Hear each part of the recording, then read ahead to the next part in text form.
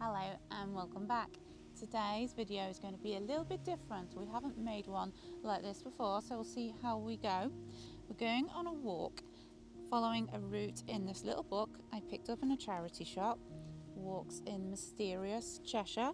So the book promises there's going to be ghosts, haunted bridges, gypsy kings' graves. I'm not sure we've got any of those on today's walk. We are visiting walk number 1. And it is in Little Barrow, but it looks a very nice walk. The walk should begin at the Foxcote Inn. However, this book wasn't printed recently and we were looking forward to a nice drink in that inn, but it's closed down. So we're going to start instead at St. Peter's Church, a very old, very historic church, and then carry on with our walk. The recorded history of the church, incredibly, goes all the way back to the 7th century. The present church is believed to be built on the site where Plegmund, later Archbishop of Canterbury, lived as a hermit in the 9th century. The original church was built in the 12th century, but what we see today is mostly from the 15th century.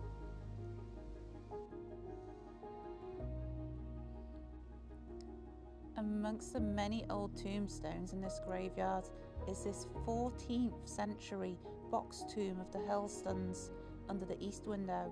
It's carved of 2 skeletons, each holding the arrow of time, 1 male and 1 female.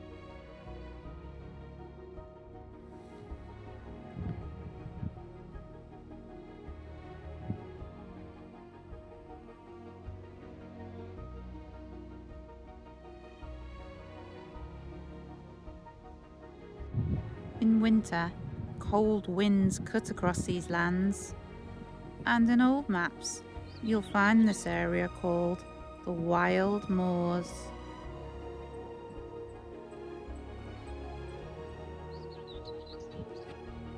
Well, I'm not sitting down, so that's a good start. Hopefully no rain today. We've just walked through some nurseries, and in the distance over there I believe is Helsby Hill, when Iron Age hill forts once dominated this area.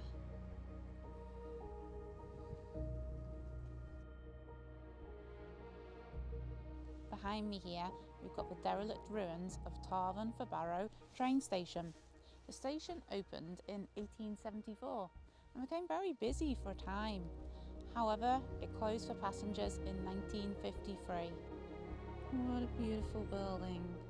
It's so sad it lies in such a dilapidated state.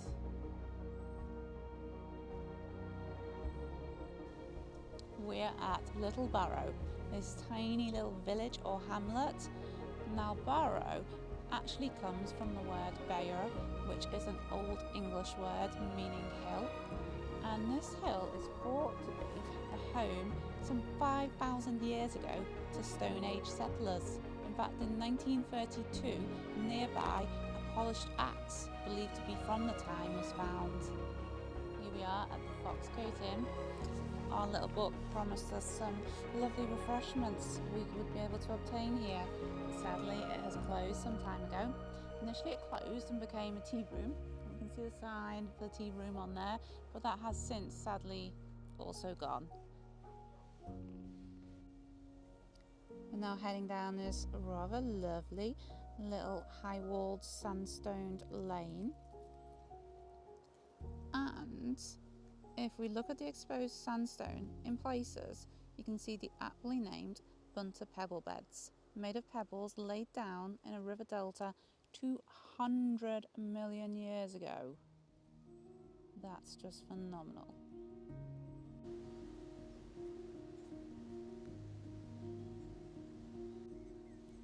So this rather overgrown pathway we've just been following is called Fermlain, and supported by the variety of tree species along the way, including oak, hawthorn, blackthorn, hazel, ash and elder, The survey in the parish in 1977 calculated that Fermlain is at least 500 years old now.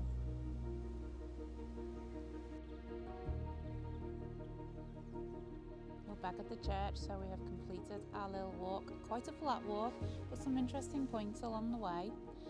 We've got one last little place to see, St. Plegman's Well, just down the road, so I'll pop that on at the end of the video. Thanks for watching today. Hope you've enjoyed it. Please show your support and like the video and consider subscribing, and see you again soon.